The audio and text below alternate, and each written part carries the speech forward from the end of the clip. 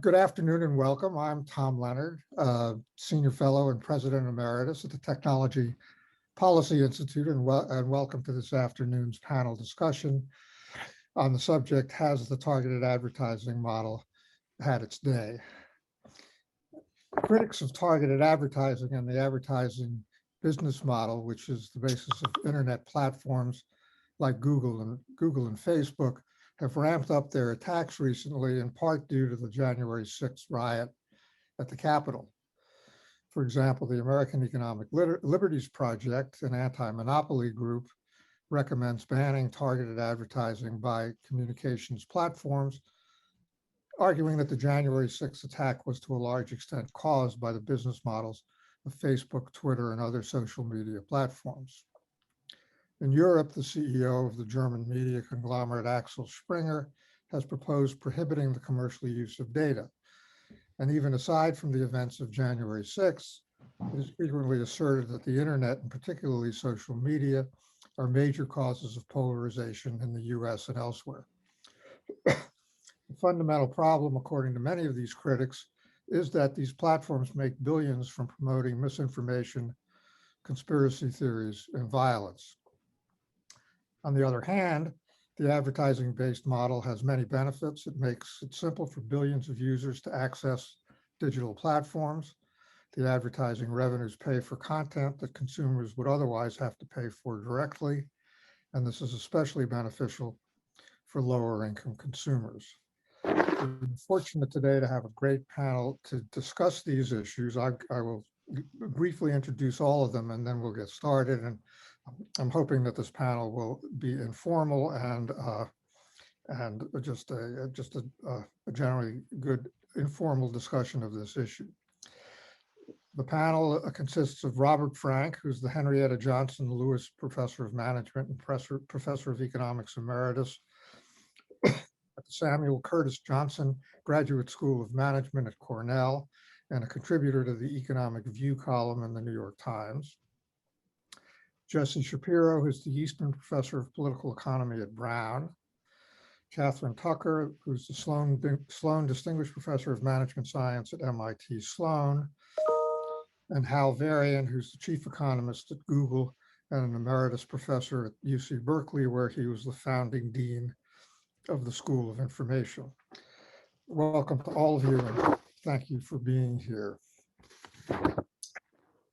Bob, let me start with you because you've been critical of the advertising model, and in one of your recent New York Times columns, you called the targeted advertising models of firms like Facebook and Google a, quote, profound threat to the nation's political and social stability. Can you expand on what you mean by that? Yeah, I should say that Facebook was really the primary target I had in mind in that piece. The content that we used to see published in papers has been steadily migrating to Facebook. The problem is that now that we've got everybody hooked up to the internet, it's possible to bring another reader on board for any piece at literally zero marginal cost. And so the pressure that's created has been pushing content onto platforms like Facebook for many years. They make their money not by selling copies of the paper or any other source, but by selling targeted ads to people who are trying to show their merchandise to people who might be particularly interested in buying it. And their business model really depends very heavily on engagement. The more they can keep people spending time online, and the more they can watch them and see what they click on to read or view, the more they learn about them, and hence the more finally they can direct advertising messages to them. So more time online means more eyeballs to watch ads, but it also means ads that are more finely directed at the people most likely to be interested in them. So that makes for a goldmine for Facebook. And the sad result is that the things that promote engagement for Facebook are not things that we like. I think we've seen a lot of criticism of government regulations in this area as bureaucrats presuming to know best what people should read and see. I think people themselves are well aware that the things we as individuals choose to see aren't always the things that we wish we would all choose to see. There's a nice example by Tom Schelling. He says, why is it that when there's an accident in the southbound lanes of a freeway, we see a 3-hour traffic jam in the northbound lane? There's nothing blocking them. And the dynamic is fairly simple. The driver gets to the scene of the accident, there are red lights flashing on the other side. Should I take 10 seconds to slow down and satisfy my curiosity about what's over there? Or should I just drive on by? It's a simple question with an easy answer. Of course, it's worth having a look. But the problem is that the 10 seconds you spend slowing down is 10 seconds added to the drive of each of those thousands of motorists behind you. And if we could all take a vote on the matter, would we be willing to give up 3 hours for a better look? The answer would be clearly no. So the things we choose to watch voluntarily as individuals may have side effects of a whole variety of sorts that we wish wouldn't happen. And I think that's at the heart of this discussion about whether we should really think about doing something about Facebook, because the material that stimulates engagement most effectively has all manner of harmful side effects. The things that make people angry and brooding and more likely to believe in conspiracy theories, more likely to take up hate speech against others. All those things stimulate engagement. Whether we like that aspect of human nature or not, we recognize that it's there. And is it something that we want to see unleashed in full? I think it's at least worth thinking about alternatives like subscription models and other things that would take away the incentive to keep people engaged for as many hours as possible on a forum like Facebook. But I mean, the way you describe, obviously there are these negative aspects that you talk about. But for the most part, when you describe the business model, you talk about companies like Facebook and others targeting content to what people want to see. Surely it's not all hate speech. It's not predominantly hate speech. I don't know that there are any data actually. I think the data are pretty sparse, but it's and then also targeting ads to people who want to see, who are interested, might be interested in those products. What's the matter with that? There's nothing the matter with showing people pictures of kittens and babies and showing them ads of things that they might want to buy. Google does a great job of that. We don't need Facebook showing you news stories that will condition you to think about issues in a polarizing way to do that. There are many other ways to do those things. Well, there's a great book. Natasha Dow-Schul published a book in 2012 called Addiction by Design. And it's about how the slot machine purveyors hired psychologists to help design the machines in such a way that it would make them addictive to users. And most of the revenue that the casinos get from those machines is from people who are in a trance. In effect, they've just been seduced into wanting to pulling that lever one more time at the expense of everything else. It's not that they, in a reflective moment, said, this is how I want to spend my life. It's that the products were designed to lead them down that path. So let me turn to Catherine and Hal, because you both have a lot of experience and have done a lot of work in related to the advertising business model. So Catherine, what are your thoughts on this? Well, I'll just start off by saying that when we think about the title of this panel and we think about, some of the things, the sexy bylines which were in your New Yorker editorial, Bob, what really struck me was just a sort of focus on targeted advertising and the use of data. And the first thing I want to say about that is that though when we have discussions in policy circles about the use of data in advertising, we focus almost exclusively on the idea of targeting and the idea that we can, depending on how you look at it, use people's data to show them ads or perhaps present them more relevant ads, depending on how you view it, in order to make advertising work. But I always think that misses the point and really the heart of what is happening in digital advertising, which is that, yes, data is used for targeting, but in some sense, the biggest revolution, the hugest innovation is around measurement and the ability for advertisers to now measure how well their ads are performing by being able to see, well, if someone sees an ad, do they take the desired action? And so I just wanted to bring that back into the debate. But now I'm going to go to the more sort of economics point or reaction, which I'm going to ask in the way of a question, which is that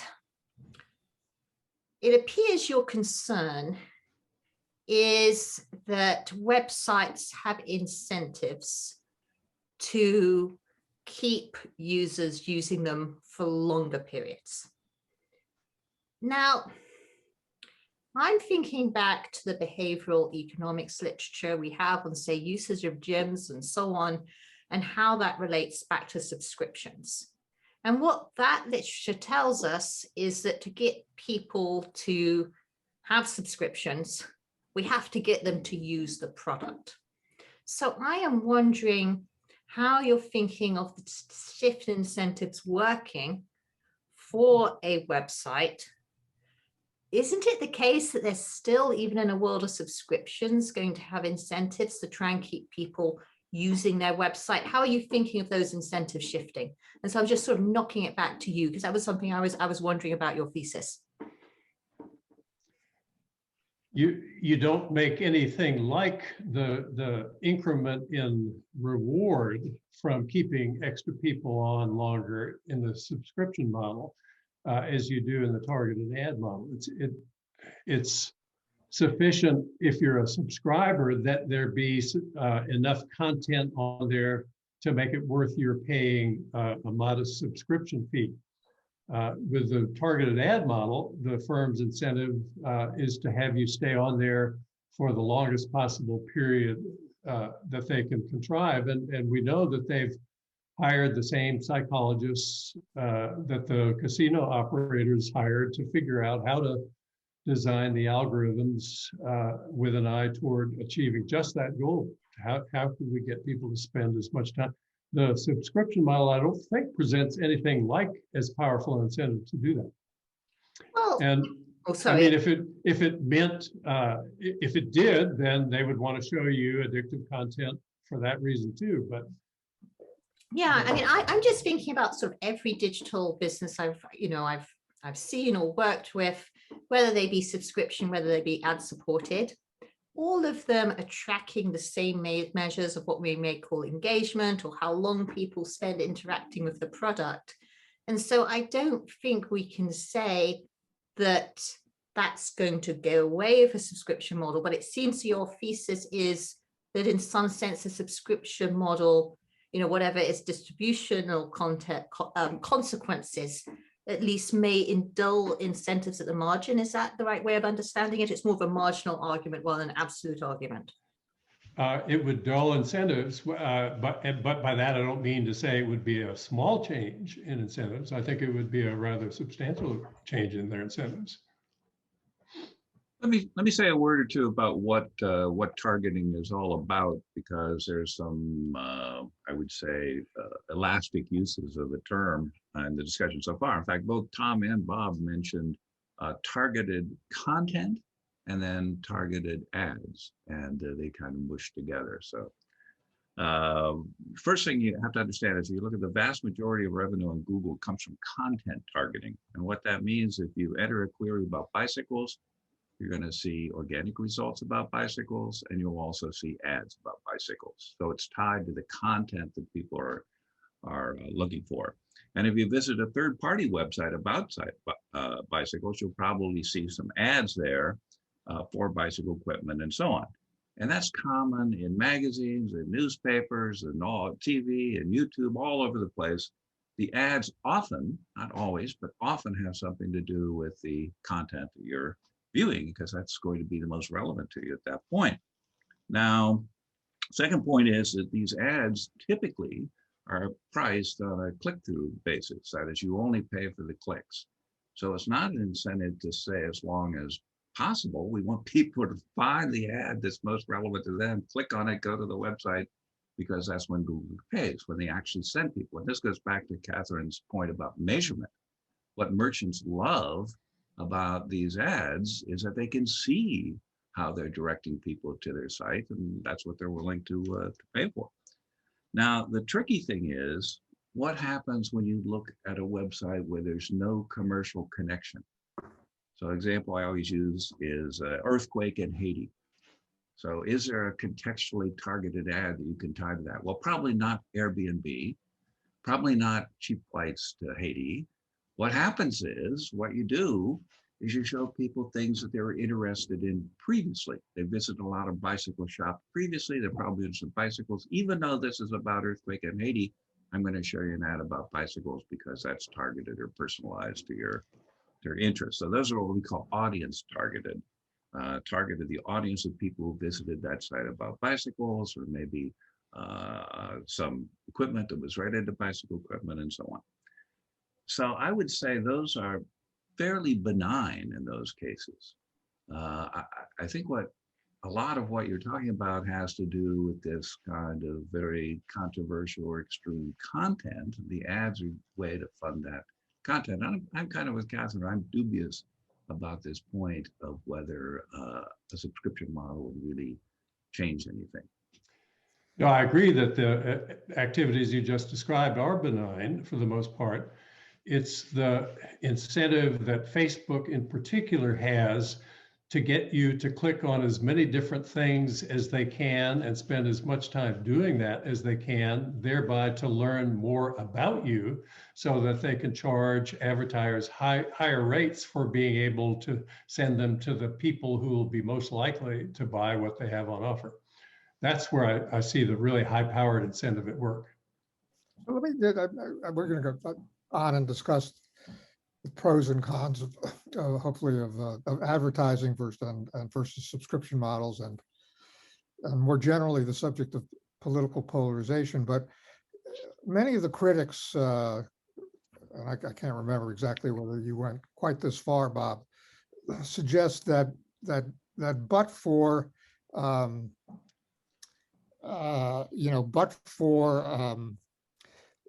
the social media and the types of things you're talking about, the events of January 6th wouldn't have happened. Do you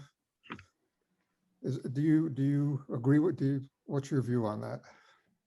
I have no idea whether alternative ways of organizing those events to happen would have occurred. I think certainly the material that circulated on Facebook had to have contributed to the likelihood of an event like that happening. But was it necessary? I do not know.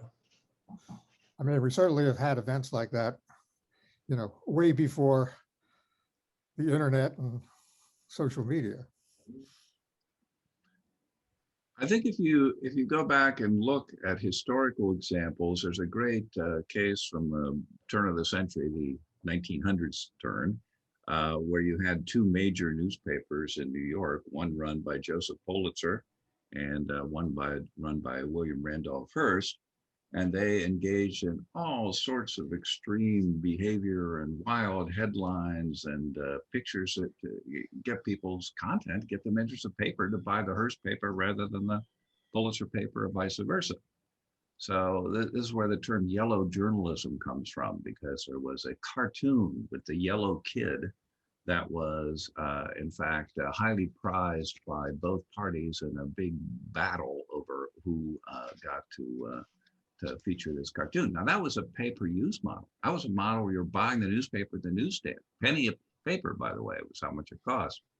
And there, it's the same thing. I mean, some people have accused this of causing the Spanish-American War. I mean, most historians doubt that. I mean, that's not the most favored theory, but it's certainly the case that extremism has been there for a long time. You know, the old line, if it bleeds, it leads. And that's been the case for 100 years, at least. So let me bring you into this, Jesse, because this kind of gets into the very interesting work that you've done, and, along with some colleagues. We'll talk about the work you've done and the results about the relationship between the internet and maybe social media and political polarization. Yeah, sure. So as Tom said, along with some colleagues, I've been working for a few years now on trying to understand the role of the internet and social media in driving the rise in mostly mass political polarization. So polarization among regular folks, a little bit different from elite polarization, which would mean like polarization in how people in Congress vote. And I can share some facts that I think are interesting. And I'll put, I don't think we're gonna keep this informal, so we're not jumping all the way to screen sharing, but I'll put some links in the chat in case people are interested. Let's see if I can figure out the technology for that at least. Okay, so here's one paper. So in this paper, we look at 8 different types of measure, 8 different measures that people have used in the literature of mass polarization in the US. And we picked them all because they're all going up. You know, some debate among political scientists and others about the extent to which mass polarization is rising in the US, but these measures all have been going up. So that seems like interesting measures to look at if you want to understand why polarization might have gone up.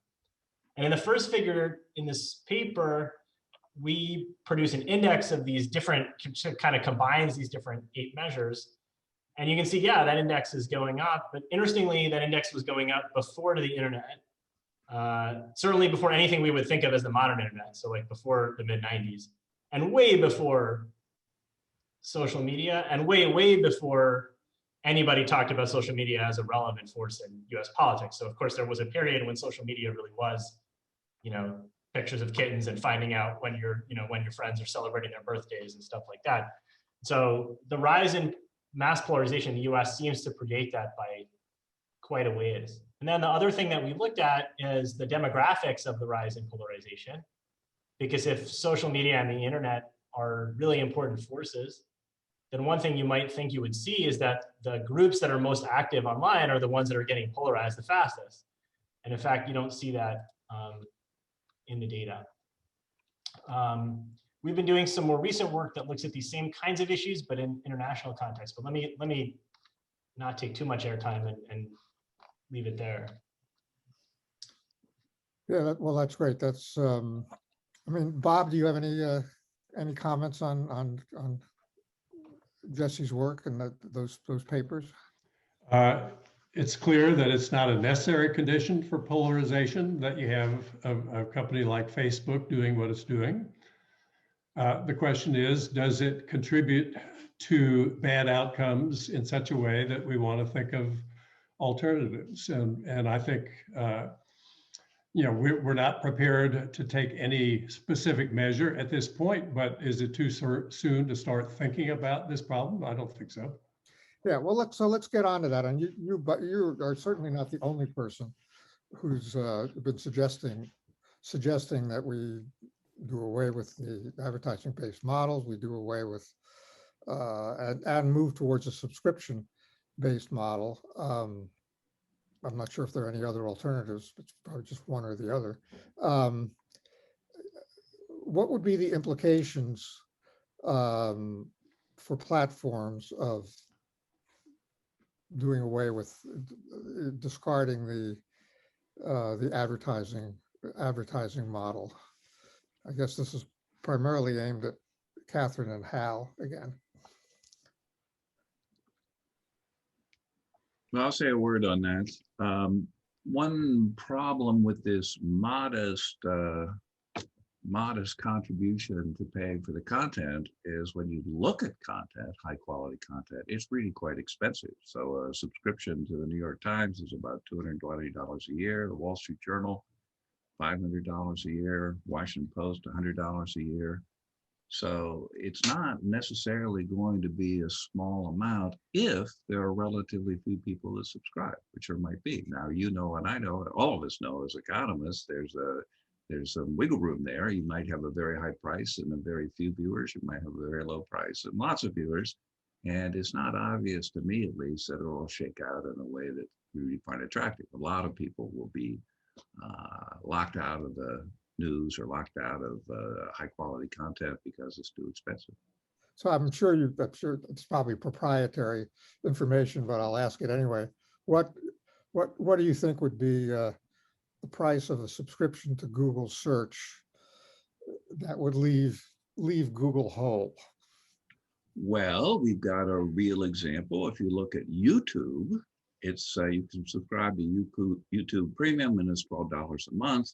And the vast majority of that goes to the rights holders who license the music and content. So that's going to be the case for other people that license video content and audio content as well. So it's pricey. And the question is, pricing Google per se on a subscription basis, that's very hard to estimate. I mean, it's extremely difficult. Because you don't know what the elasticity is, basically. Right, we don't know what the elasticity is. And one of the things you can start with is how much internet access costs. Costs whatever, $45, $50 a month. And I think there's still only about 85% of the population that's subscribed to that. So that would give you some idea of what the pricing looks like. And of course, we are seeing all of these subscription priced movies, Netflix and Amazon Prime and Google Play, on and on. So people are doing that on a subscription basis in some case and on a pay-per-view. So you could presumably look at that data and get some idea of what the elasticities are like. Catherine, do you? Oh, yes. So I'm almost like two questions ago at this point, but this is what strikes me about this shift away from an advertising supported internet. It seems to be driven by Bob's worry.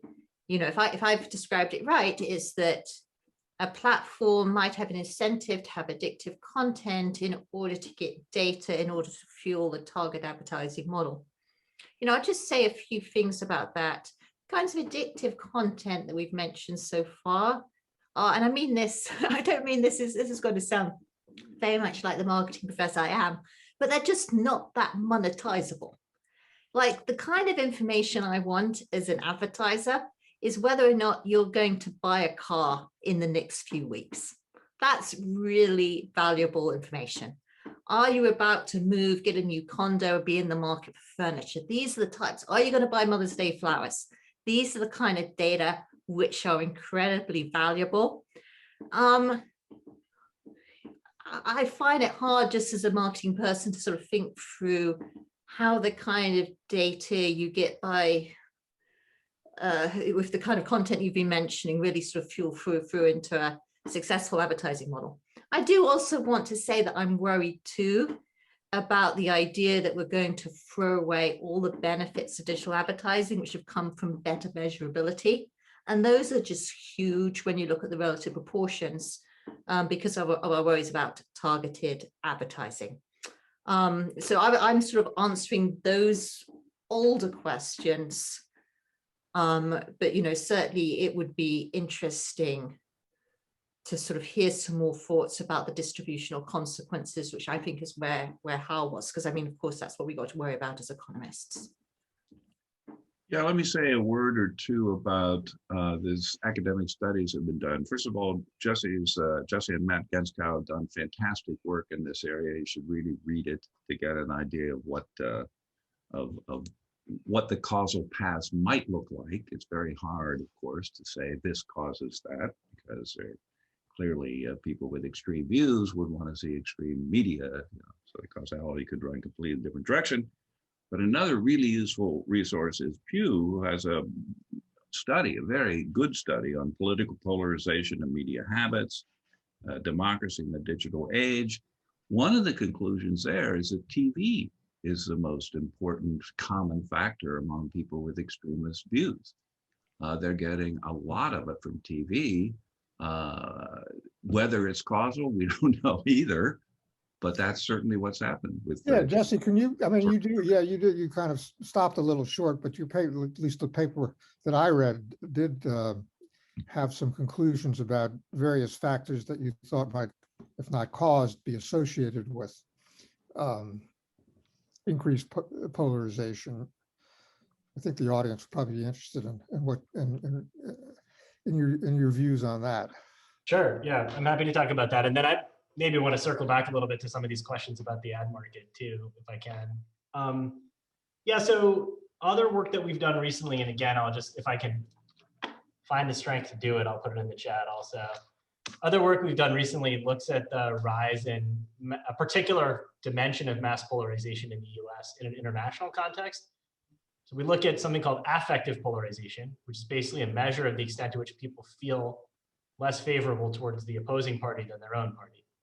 And that's been rising in the US. That's not a finding that's novel to us. That's well established. But we look at whether it's been rising in other countries. And it turns out the US looks pretty unusual. So lots of countries where it's been staying steady, and even several where it's been falling over long periods of time. All of these countries are, developed countries. They all have the internet. They all have plenty of social media, some of them more than the US in terms of penetration. There's no real association between penetration of internet and social media and the growth in polarization that we can find. So that's also interesting and does lead you to wonder, well, what's different about the US? And one way in which the US is different is the TV market is somewhat different. There are analogs of things like partisan cable news in other countries, but I don't think there's something that looks quite like the US version of it in other OECD countries.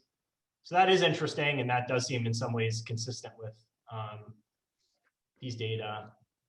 I also wanted to circle back and amplify something that Catherine raised earlier.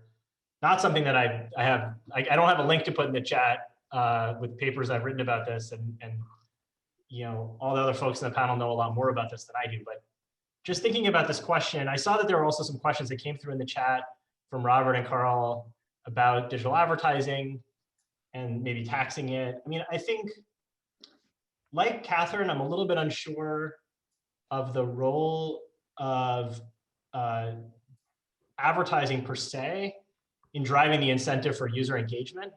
I mean, just to come back to something that Hal said, let's think about YouTube's open free content versus Netflix. Netflix is entirely subscription supported. There's no advertising. It's not my impression that Netflix is not putting the shoulder to the wheel to try to improve user engagement. I mean, it seems like they're putting an awful lot of resources into that. Obviously, I don't have a way to quantify how hard they're working at it relative to what they would be doing if they were advertiser funded, but boy, they seem to be pretty motivated. Or we could even compare, just to go back to another thing Hal mentioned, which is the YouTube premium product. We could compare YouTube to YouTube. I mean, YouTube's premium product is definitely trying to drive user engagement. And the reason is that that's how you're going to get people to subscribe and not unsubscribe to the product. So again, I mean, not something I have a study to put in the chat about, but just looking at the way these businesses operate and what they are willing to make billions of dollars in investments into, it looks to me like driving user engagement is something that cuts across a lot of these different business models, not just the advertiser funded one, which is, I think, maybe what Catherine was getting at before, but I just wanted to come back to that.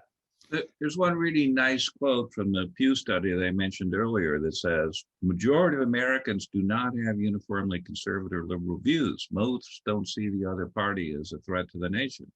Yet, those in the center remain on the edges of the political playing field and relatively distant and disengaged from politics entirely. But it's the most ideologically oriented and politically rancorous Americans who make their voices heard through greater participation at every stage of the political process. So this is a tail phenomenon. This is not the majority of Americans shifting one way or another. This is what happens as things have become more extreme. And why is a bit of a mystery. I don't think the internet is really a cause. It may be an effect. Maybe an effect where people use that to exchange their views, but it's a situation where we've seen this rather dramatic shift to extremism, looking at the tails of the political distribution. So let me bring up a couple of things that are relevant when considering the advertising model, which produces a lot of data, versus a subscription model, which may produce less. Well, one thing is, Catherine brought up the distributional consequences. Obviously there's even more talk now during the pandemic about the digital divide and the percent of Americans that still remain unconnected. Presumably, you know, the reason to be connected is to get content, and if you're going to put a price on if you're going to make it more difficult for some people, especially people who have less disposable income, to get content, they're likely, some of them at least are likely not to purchase those subscriptions, and then more likely than not to think there's anything in it for them to get connected. Is that a correct line of reasoning? Or yeah, I think it's important to emphasize that the arguments I'm rehearsing here have mostly to do with Facebook. Hal mentioned the subscription rates for the Post and the Times. Those are large organizations that spend an enormous amount of money to generate the content that they sell. Most of the reasons people have for joining Facebook is to be in contact with other people they want to be in contact with, friends and relatives in particular, to exchange birthday greetings and baby pictures and photos of their new kittens and the like, all totally benign activities. And that's all content that is generated for free by users to make available to other users in their network. So I think the costs Facebook would have to incur to provide content of that sort would not be prohibitively high for most people. Most people value content of that sort by enough. I mean, and this is why it's so hard for another network to compete with Facebook, because once you've got the largest number of users, the main reason for being in a social network is to be in contact with as many of your people as you can. It's very difficult for another rival network to come in and do battle. So if they offered their subscription on reasonable terms, suppose they transition tomorrow to a subscription model, and the first month everybody's a free subscriber, and then there's a very small monthly fee after that. My conjecture, and I've not done a single study to back this up, but my conjecture is that enough people would stay on board for them to cover the cost of running an operation like that. If it's thought that it's a real problem that people aren't getting access to free content, then we have at our disposal various elements of the social safety net. We could make available a subscription allowance along with other benefits that we provide if we think that's an important public interest to serve. We have a couple of more than a couple of questions from the audience. So let me try to do some of them. Carl Shapiro asks, what about a tax on digital advertising revenue from social media that polarize American citizens? Catherine, you want to?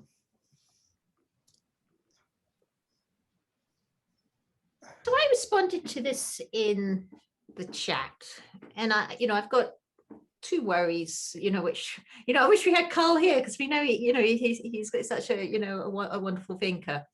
But I will speak, Carl, in an imaginary conversation with you, which is that, look, first of all, what strikes me is, how are we going to have a tax like this, which doesn't, in some sense, interfere with competition? We target tax towards social media. Of course, that's going to reinforce other types of advertising platforms. The other thing, of course, is how are we going to do it in a way which means that we're going to ensure nascent competition for social media sites too. So those are the sort of initial set of worries. And then the sort of third worry is that who gets to decide what is the inflammatory content that we want to be preventing through our taxes? And maybe despite my accent, I'm an American enough to be worried about who makes that judgment call and the extent to which we make that a government-based decision. And let me just add a word to that. You also talked about content, inflammatory content. So now we've moved away from the ad model as being the problem to being the content itself is the problem. And I think this is true for every media. You want to do this on the internet? Well, why not do it on TV? Why not do it on radio? Why not do it on newspapers? Where do we stop this kind of activity? Robert Siemens says to put a price on what a Facebook subscription would look like, consider work by Eric Brynjolfsson et al. Suggesting that users would spend $48 a month. It's pretty high. Is that? You know, I'm just going to, you know, I don't usually speak up in panels, but I seem to be speaking up a lot here. Good. What strikes me is that it's really hard to think of these systems in a way where they aren't in some sense very regressive. And why do I say that? Well, if you think about our current advertising supported system, what's really amazing is how much innovation in the entire world is driven by the fact that American rich people's eyeballs are so valuable to advertisers. And as a result of that fact, we have, you know, social media sites across the web. Hal's smiling too, because he knows that in some sense, it's what allows Google to be such a worldwide phenomenon. And to switch away from that, it's going to be hard to do it in a way. You know, when I sort of think about the international consequences in terms of redistribution, I get even more worried. Yeah, I think there's already concern in the streaming video world about the proliferation of subscriptions. So what happens is they're all sort of $10 to $15 a month. You've got Netflix, Amazon, Disney, YouTube, some more on the way. Ordinary people aren't going to be able to pay an extra $50, $75 a month for any kind of content, in my view. Yeah, it's early though, Hal, isn't it, to know how that's going to shake out? I mean, my own crystal ball hints that we're going to see some consolidation in that space. There are such compelling economies of aggregation in content distribution, and the bundling model is so compellingly advantageous as a pricing mechanism. I know a lot of people are angry because they pay a lot of money for their cable bill each month, and their 500 channels, they only watch 4 of them, they're getting ripped off. But the fact is, the marginal cost of showing you stuff from each of those channels is essentially zero. And if you value any content ever on any of them, that makes you willing to pay a little bit more for the subscription. And the bigger that set of choices is that they can offer to you, the more valuable the subscription is to you. And the ideal case would be everybody would be a subscriber, because that way you can consume as much or as little content as you like at zero marginal charge, which is exactly the cost to society of distributing an extra unit of that content. Well, I certainly agree with your view that you're going to have to see some consolidation there, because the current model is not going to persist, in my view. And I think what you're describing is a great example, but it's the optimistic case. There's also the other side. You know, one thing we haven't talked about very much, although Catherine, I think in particular has kind of hinted at it, is the you know, the advertising model produces a lot of data that is used for a whole lot of different purposes, and you know, presumably is related to a lot of innovation.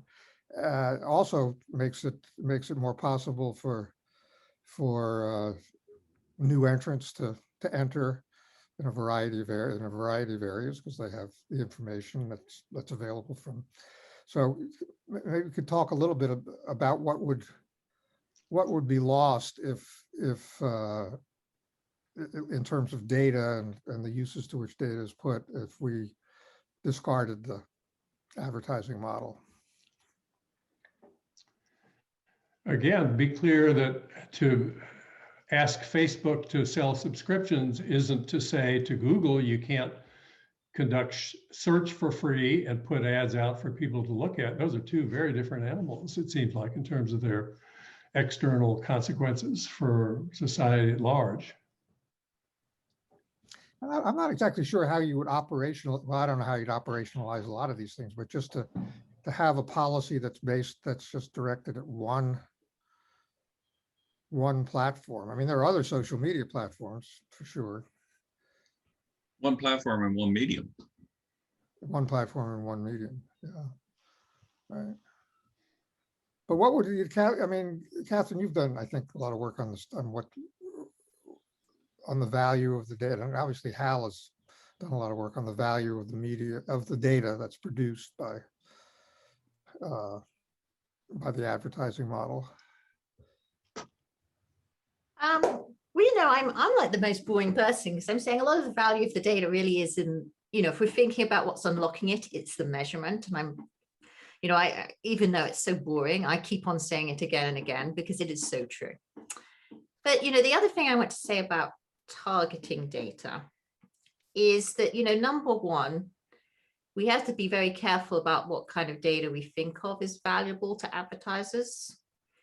Unfortunately, most of what we do, despite our suspicions, is completely of lack of interest to most advertisers. And so we're really talking about, kinds of data which are commercially valuable for advertising purposes. And then the question is, well, how special is any one firm's access to kinds of data? And you can always come up with edge cases. I'm sure we can in the chat. But, what's really amazing about the digital world is that we have these ubiquitous digital footprints. We're touching lots of websites all the time. And that in itself, in some sense, suppresses any one tendency for one platform to have access to unique data. So that's what I've written about. But I think it's important to put in to give that context when we're talking about data in advertising. And we've all heard the old canard about from J.P. Wanamaker, who said, half of my budget, advertising budget, is wasted. I just don't know which half. Well, we've made a lot of progress there in terms of helping find the profitable advertising for merchants, and things are a lot better than they used to be. Ad prices are lower and more effective at the same time. So it's been a pretty good model for the advertisers. What about the effect on competition? I mean, obviously, there's a lot of discussion around competition and antitrust issues. So what would the lack of data, or just a different type of model, what would the implications be for competition, entry, et cetera? Well, the interesting thing that's happening is if you look at ad prices online and ad prices in general across all media, they've both been declining in the last decade. So the ads have not only become more effective, they've also become more inexpensive.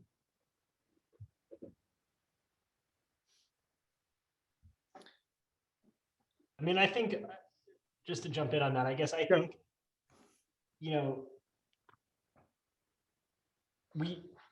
I would distinguish between trying to improve, I would distinguish between allowing for more competition, the use of data, and trying to reduce the use of data in content-driven businesses. It's hard for me to see an overall case for having content-driven businesses that don't utilize information on what content their users are interested in. I mean, that's been going on for a long time. Like, used to be that if you're interested in golf, you would subscribe to a golf magazine. That was a way of communicating to the editors of the golf magazine that you wanted to read about golf. So they would put articles about golf. And it was a way of communicating to the advertisers that you might buy golf clubs. So they would put ads for golf clubs, and those were very high value, ad slots, because you have people who really probably gonna buy some golf clubs. And I mean, it's hard to see a world where you want to divorce the production or distribution of content from data on what people want. I could see, I think it's a really interesting question. And, given that Carl Shapiro's in the audience, I feel like you have the wrong Shapiro on the panel, but I think it's a really interesting question. What other models could there be for the use of the data, interoperability of the data, stuff like that? I think that's super interesting. It's hard for me to see an argument that would say you just want to diminish the use of data to target or drive content, because that's going to lead people to the data is the way that the producers are going to get people the content that they're interested in. So maybe in the remaining minutes, let's see. Well, actually, we have a couple of.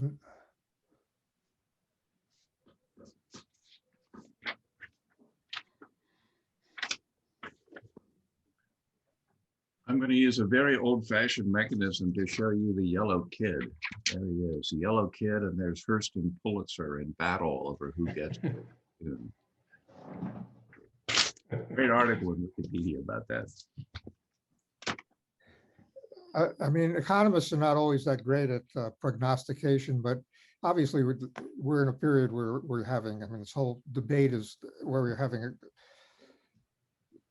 a real debate about the internet and the platforms that operate and to some extent dominate the internet. I mean, if I could ask you all to speculate about where we're going to be in this debate a year from now or 2 years from now, do you have any thoughts? Will there just be increasing pressure on the internet platforms, the large internet platforms? Will there just be a series of antitrust suits? I mean, there's another issue that people have raised, that maybe this is an antitrust issue. So let me ask that question first. Is the quote, I'll put this in quotes, the problem of content on the internet a competition issue? Bob, do you think it's? Well, I think some people would say that if Facebook's content is a problem, then let some other social media network, friends network, emerge to offer a different version of content, and people will migrate from Facebook to it. But I think if there's any platform on the internet today that's a natural monopoly by virtue of the so-called network effect, it's Facebook. It's very, very difficult for any other organization to mount a credible threat to Facebook's dominance now that they've got 2.5 billion users. The antitrust measures that seem to make sense to my ear that I've heard are ones coming from Ben Thompson and others who say it's crazy to have allowed Facebook to buy Instagram, to let one social network buy another social network. No, it's a precious opportunity when somebody gets a toehold, able to offer a slightly different product that can appeal to some of the users of the original incumbent, to then allow the incumbent to buy that platform. That seems utterly ridiculous, and I hope we'll rethink measures of that sort. But no, I don't think competition is going to be the solution to whatever we think of as the problems with Facebook's content algorithms. They're not going to be competed away from that. Any other thoughts on this? Of course, TikTok did enter and got hundreds of thousands of users in a pretty short period of time. So it's not impossible. So ask your Well, we question. shouldn't let Facebook buy TikTok. If you look at your question about what things will look like in 5 years, I think we will see a mixture of payment mechanisms, just like we see in physical newspapers. There's going to pay per view, there'll be ad supported, there'll be subscription supported, all of those models, and of course ads. So it's a time of experimentation. I don't think one method is going to win out. They've implemented the easiest one first, which is the ad supported, but we're going to see the others trundling along as well. Any other thoughts on this? Catherine, No, I'm always wary of engaging in futurology, because when I look back a few years' time, you know, when I was when I was working on this, and everyone was like, well, that's a bit of a strange thing for an MIT professor to be looking at this kind of thing.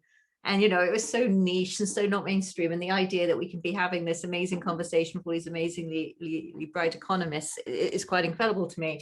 And so I just don't know if in 10 years' time, it's all going to disappear again. That's my sort of big, you know, that's my big prediction. We have to remember how quickly it came. And, you know, the question is how whether it just at the same speed, it will go away again as a conversation.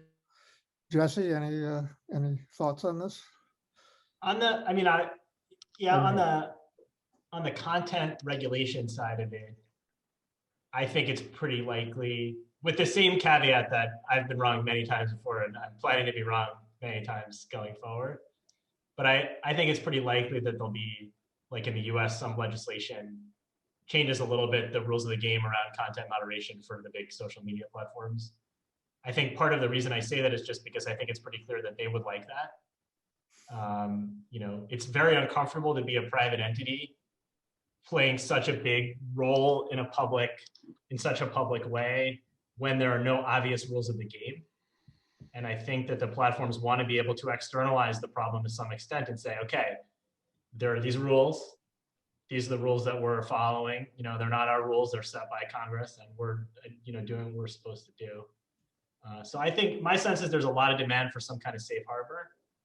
And so I think we will see that, you know, manifest in some legislation in the coming years. Okay, well, I would like to thank you all for a really fascinating discussion. This is obviously a hot issue that's not going to go away. So thank you very much. Thank you, Tom. Thank you. Thanks, Tom, for putting this together. Thanks, Yeah, everybody. And And thank you to all the great attendees. Thank you. Thanks to the panelists for agreeing to participate. And thanks to the audience for all the great questions and comments in the chat. That was really fun. A lot of good questions, yeah.